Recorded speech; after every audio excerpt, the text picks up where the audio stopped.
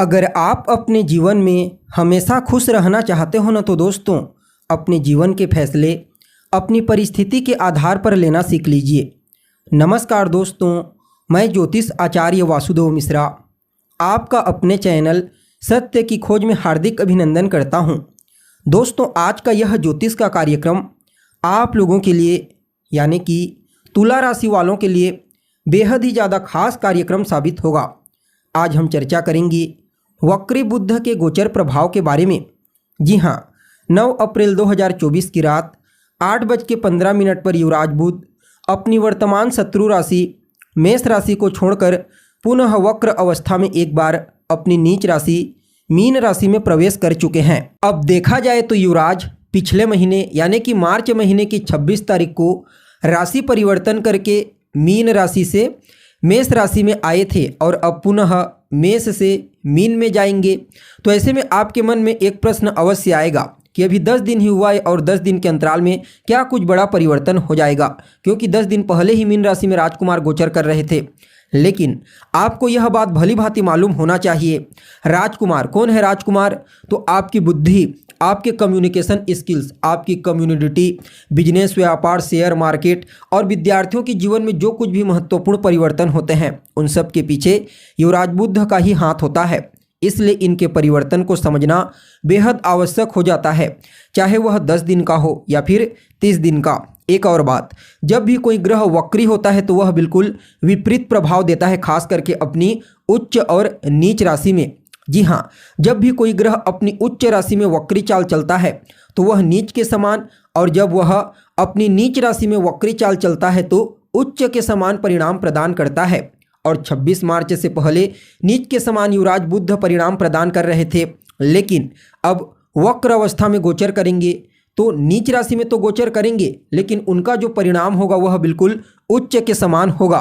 तो ऐसे में राजकुमार का यह राशि परिवर्तन आपके लिए बेहद ही महत्वपूर्ण रहने वाला है, जिसके चलते विस्तार के साथ जानने का प्रयास करेंगे कि राजकुमार का यह राशि परिवर्तन आपके लिए कैसा रहेगा। जी हाँ, इस गोचर काल के दरमियान किन किन क्षेत्रों में आपको विशेष तौर पर सफलता की प्राप्ति होगी, कौन कौन सी सावधानी आपको बरतनी है, आपकी शिक्षा, आपकी लव लाइफ, आपका वैवाहिक जीवन, पारिवारिक जीवन, भाग्य, करियर, बिजनेस, व्यापार और फाइनेंस के दृष्टिकोण से युवराज बुध के इस राशि परिवर्तन को आपके लिए कितना प्रॉफिटेबल कहा जा सकता है, ये तमाम प्रकार की जानकारी आपको आज के इस ज्योतिष के कार्यक्रम में बताएंगे।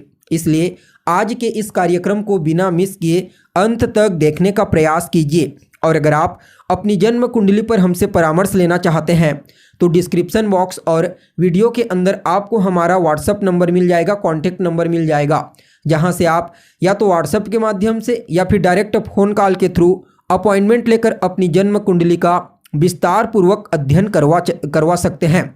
जी हाँ, अब देखा जाए तो आप सभी तुला राशि वालों के लिए राजकुमार बुध का यह राशि परिवर्तन आपकी राशि से षष्ठ भाव में हुआ है। जी हाँ, यहाँ पर आपकी राशि से षष्ठ भाव में युवराज अपनी नीच राशि मीन राशि में उच्च के समान गोचर करते हुए आपको परिणाम प्रदान करेंगे और आपके लिए युवराज एक योग कारक ग्रह बनते हैं। ऐसा क्यों? क्योंकि यह आपके भाग्य के स्वामी बनते हैं। हालांकि आपके द्वादश भाव के भी स्वामी बनते हैं, लेकिन भाग्य भाव के स्वामी होने के चलते आपके लिए योग कारक ग्रह के रूप में गणना की जाती है। तो ऐसे में आपके लिए भाग्येश का षष्ठ भाव में उच्च के समान परिणाम देते हुए गोचर करना इसे अपने आप में ही बेहतर कहा जा सकता है। सबसे पहले तो यहाँ पर राजकुमार बुध को पहले देवगुरु बृहस्पति का बल प्राप्त होगा और साथ ही साथ राहु का भी बल प्राप्त होगा, जो षष्ठ भाव के अति विशिष्ट कारक ग्रह कहे जाते हैं। तो फिर कहना ही क्या, सबसे पहले यहाँ पर आपको विशेष रूप से शत्रुहंता बनाएंगे। जी हाँ, आपके जो विरोधी हैं, आपके जो शत्रु हैं, आपके प्रतिद्वंदी जो हमेशा ही आपके कार्य क्षेत्र में कुछ न कुछ विघ्न बाधाएं उत्पन्न करने का प्रयास करते हैं, हमेशा ही आपको नीचा दिखाने का प्रयास करते हैं, समझ लीजिए उन लोगों को यह वक्री चाल आपके सामने नतमस्तक होने पर मजबूर कर देगा। जी हाँ, आपके दुश्मन चाहे कितने भी बड़े लेवल के क्यों ना हो, आपकी बौद्धिक क्षमता, आपकी समझदारी और कहीं ना कहीं आपके कम्युनिकेशन स्किल्स के प्रभाव से प्रभावित होकर आपके सामने झुकने पर मजबूर हो जाएंगे। अगर आपको स्वास्थ्य से संबंधित कोई समस्या है पहले से, हालांकि अभी आपको त्वचाजन्य समस्या हो सकती है, इस बात का ध्यान रखना है, लेकिन पहले से अगर आपको कोई स्वास्थ्य से संबंधित समस्या है तो वहां से आपको राहत की प्राप्ति होगी। इसके अलावा उन विद्यार्थियों के लिए इस वक्री चाल को अत्यंत ही श्रेष्ठ कहा जा सकता है जो किसी भी प्रकार से प्रतियोगी परीक्षा कॉम्पिटिशन एग्जाम की तैयारी कर रहे हैं। उन लोगों को भी इस वक्री चाल के प्रभाव से अवश्य ही अपने प्रतियोगी परीक्षा में विशेष सफलता की प्राप्ति होगी। मामा पक्ष से भी आपके तालमेल बेहतर होंगे और कहीं ना कहीं देखा जाए तो अगर आपके ऊपर कोई कर्ज है, कोई ऋण जिसके चलते आप बहुत परेशान हैं, तो उससे भी आपको इस वक्री चाल के प्रभाव से मुक्ति मिल सकती है। साथ ही साथ देखा जाए तो अगर आप विदेश जाने के लिए प्रयत्नशील हैं, चाहे बिजनेस व्यापार करने के लिए जाना चाहते हैं या फिर किसी भी प्रकार से कोई काम धंधा पढ़ाई लिखाई करने के लिए जाना चाहते हैं, तो अवश्य ही आपको इस वक्री चाल के प्रभाव से विदेश जाने का मौका मिलेगा। इसके अलावा देखा जाए तो कोर्ट कचहरी के मामलों में अगर आप लंबे समय से ग्रसित हैं, फंसे हुए हैं, तो वहां से भी आपको बाहर निकलने का मौका इस वक्री चाल के प्रभाव से प्राप्त होने वाला है। यानी कि देखा जाए तो यह जो वक्री प्रभाव है आपके लिए षष्ठ भाव में अत्यंत ही श्रेष्ठ कहा जा सकता है, क्योंकि भाग्य के सहारे ही आपके सभी कार्य इस समय पूरे होने वाले हैं। बड़े भाई बहनों के साथ आपके तालमेल बेहतर होंगे। आपको अपने गुरुजनों का, अपने इष्ट, अपने से बड़े लोगों का, वरिष्ठ जनों का विशेष आशीर्वाद और स्नेह प्राप्त होगा। साथ ही साथ देखा जाए तो यहाँ पर विशेष रूप से आपके लिए इस समय को इस दृष्टिकोण से और बेहतर कहा जा सकता है, क्योंकि आपके व्यक्तित्व, आपकी वाणी और आपकी प्रतिभा को विशेष रूप से बूस्टिंग प्रदान करेंगे।